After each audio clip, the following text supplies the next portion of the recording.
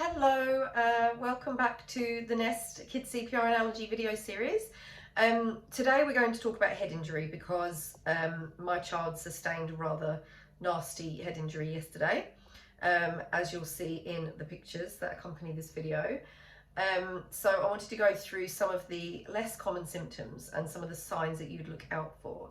Now, as a mother, I ended up sleeping with my child last night as well, because I just feel like you should do whatever you feel is best. And you should, if you're worried about your child and you're worried overnight, I was thinking, well, I just won't get much sleep if I'm in the other room and I'm constantly worried about him.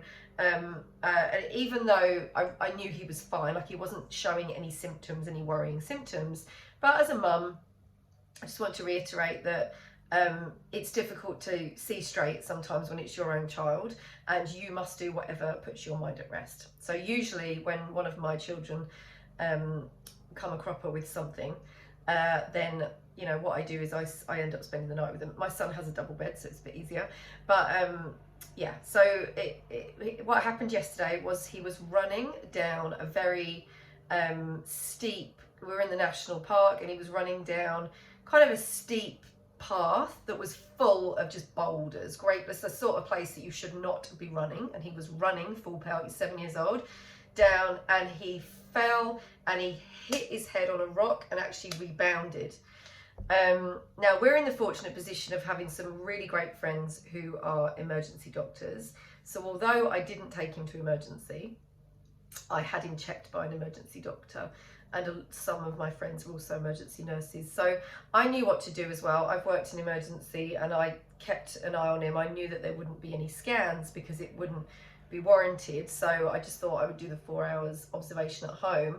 But a knock like that otherwise should be checked by a medical professional. Okay, so what the guidelines say is that falls or injuries involving high speeds or falls greater than a meter should all be checked by a doctor. You should take your child in to be, to have just be checked out and see how they're acting. There's a few things that they'll ask you that a child who sustained a head injury should always show these kind of responses. So when I came round the corner and saw him, my husband was sitting on the rock just after it happened, because I was lagging a little bit behind. The first thing I said was, did he cry? Like, did he act appropriately? So did he cry as soon as it happened? And yes, he did. Then he was still quite upset when I got there, but he was calming down with, a cuddle and some reassuring words, and that's good. So we don't want them acting out of character. Had he been thrashing around and getting aggressive or, anything out of character, it's a big red flag. So my husband was more focused on the actual lump on his head, but that wasn't what was bothering me at all. And he was saying his wrist was sore, but honestly, from a nurse's point of view, I was like, I don't care how sore the wrist is or the leg or about the bump really on the head. What's concerning me is there anything going on inside, because we can't see that, and that's the worrying stuff. Okay, external things can be fixed a lot of the time. Internal things are the things that show those weird symptoms that that we're not sure about. So did he lose consciousness? No, he didn't lose consciousness, so that's good. Did he vomit? No, he didn't vomit, and he didn't feel sick either. So if they vomit, lose consciousness, or vomit more than once, I should say, because children who have a head injury sometimes do vomit once, and a lot of the time it can just be through shock or the fact that they they got themselves really worked up and they have a vomit. But so 1 is okay, but 2 is not okay, so we need to get them checked. Signs and symptoms of a moderate to severe head injury: if they lose consciousness, if they're drowsy and they don't respond to the voice. So my son was acting completely normally, he was answering all my questions and just being completely normal. He wasn't dazed or shocked, he was just appropriately upset. He cried straight away, like you said. He might be confused or have memory loss. He wasn't confused. There was no memory loss, loss of orientation, time, place, or anything like that. Obviously, a very young child is not going to be able to answer those questions, but you just want to see how they're acting and if they're acting normally. So Other signs and symptoms of a moderate to severe head injury would be any visual disturbance. So are the pupils equal? It's quite simple to see whether the pupils are equal or not. It's very obvious when someone's pupil is blown or one's not the same size as the other. And that means that, yeah, something's happened back here inside, so we need to get that checked. Any weakness in the arms and legs definitely needs to be checked straight away. Do they have something stuck in their head, or, you know, anything causing any bleeding? If there is something stuck in the head and it's really jammed anywhere, we're not going to try and pull that out. We're going to make sure that we get help before we do that. Is there a large bump or a bruise that's very, very soft? So that could be turning into a hematoma, which is a large collection of blood. Or it could be that there's a little fracture under there on the skull. So we definitely need to get any really soft bumps checked out. A bump that isn't as worrying would be a bump that's nice and firm. Okay. Did they have a seizure, convulsion or fit? Obviously that's a symptom of severe concussion or a bleed.